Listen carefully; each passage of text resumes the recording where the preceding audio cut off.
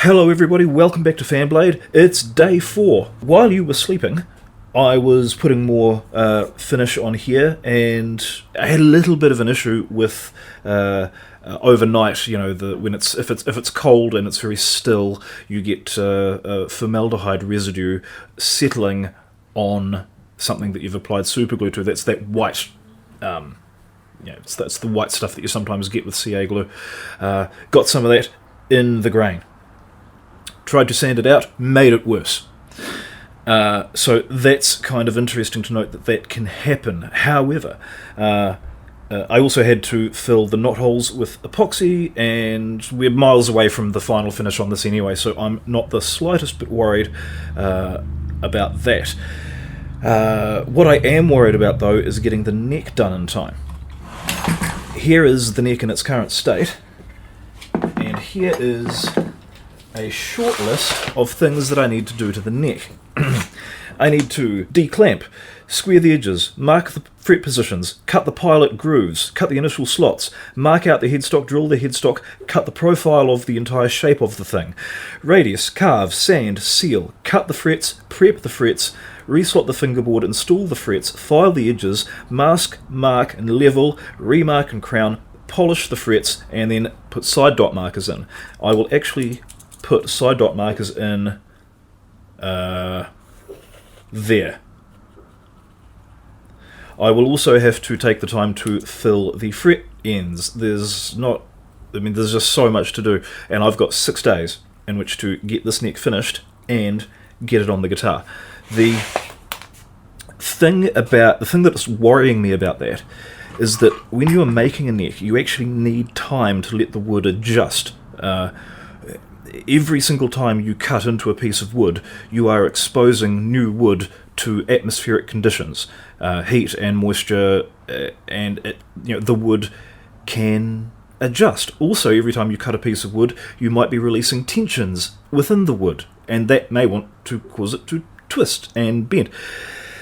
So, standard practice would be to do one process to the neck and let it sit for a day and see how it behaves, because if you catch it early, then you can correct for it later a lot of the time.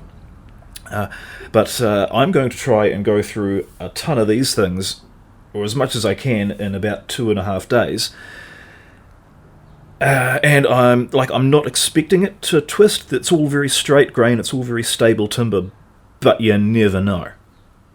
So, I'm a little bit nervous about that. But this is the task in front of me, and tasks, I should say. Let's get going.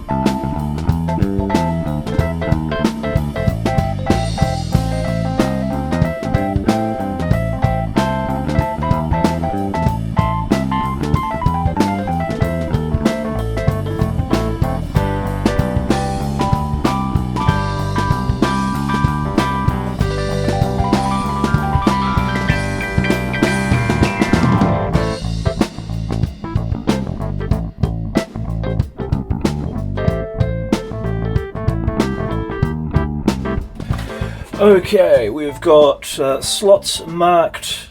You'll notice that I've not made any attempt to square up this edge.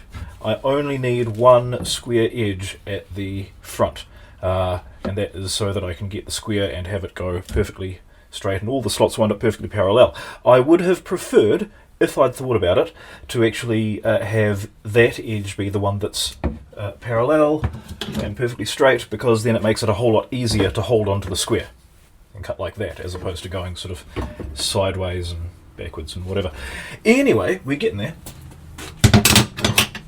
and it's a good job. Right, we're going to cut pilot slots. These are not the final slots, they're really just markers so that we don't lose those places while I radius the board and prep one or two other bits and pieces on it.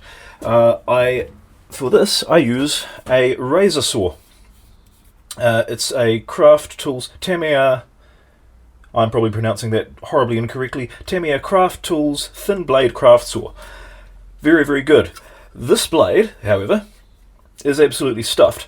These do come with replacement blades. However, I was not able to get replacement blades for this, which was a problem because Jarrah, as a fingerboard material, is extremely tough. So what I had to do was go and buy a whole new saw for $35, but like it comes with a spare blade, and that will be a couple of years worth.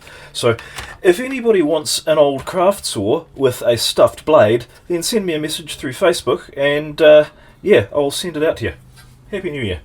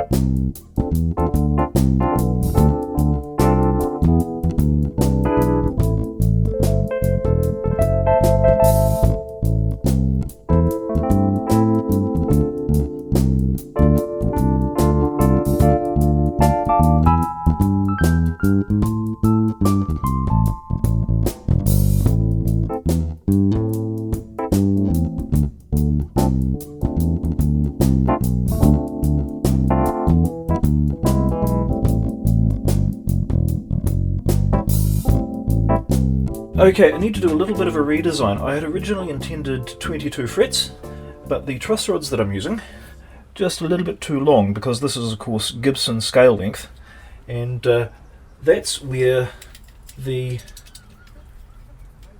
23rd fret would be. If I were to stick a 24th fret on there as well, and then we have a little bit left over, and that gives me a good 15mm of clearance to chop the end off the neck past the end of the truss rod. What that does mean, however, is that where the pickup will sit on the body will be about there, and that's fine. Also, it means that where the 24th fret would be, which I've marked there, may not be that easy to reach, but that's how often are you going to be playing up there?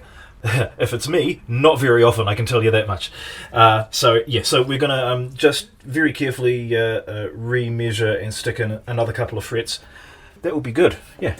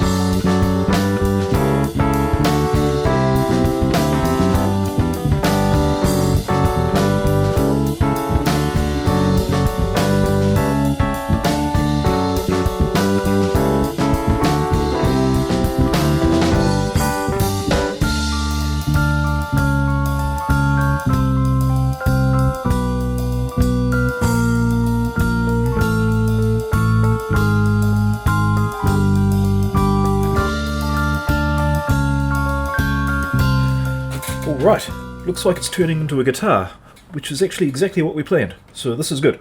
Plenty to do though. I think we're up to radiusing the fingerboard. Those of you who have been watching this channel for a while will have seen my fingerboard radiusing jig, and those who haven't, well, you can either see this video up here of me explaining it, or you could just watch me use it now. I'm not going to go through explaining it again because that takes too long. That's going to look rather good with the binding on there as well. That's actually, yeah, I'm liking where it's going.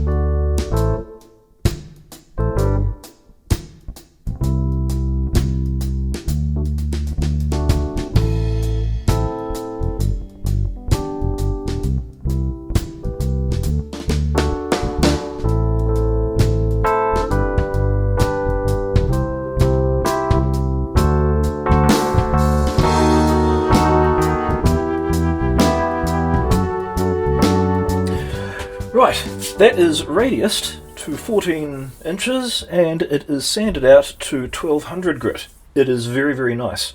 The slots are clean, the slots are even, the slots look good. This is going to turn out to be a fine neck, if I don't screw it up by gluing the slots shut with super glue like I did last time.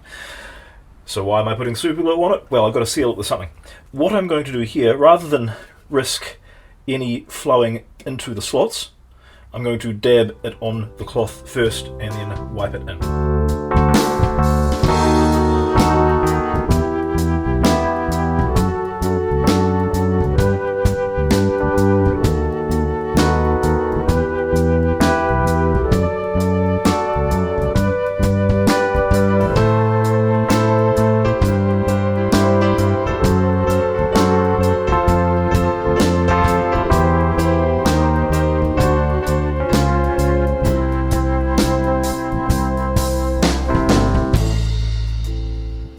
it'll need. Jarrah is an extremely tough wood on its own. The purpose of the super glue in this case is just to sort of protect it from the elements and seal it. It doesn't have to be a particularly thick coat. I'm not trying to fill in any grain. It's literally just to... oh! Yeah, it's literally just to protect the wood from if it gets wet or if sweat and dirt from guitarists, because guitarists. And there goes half my audience.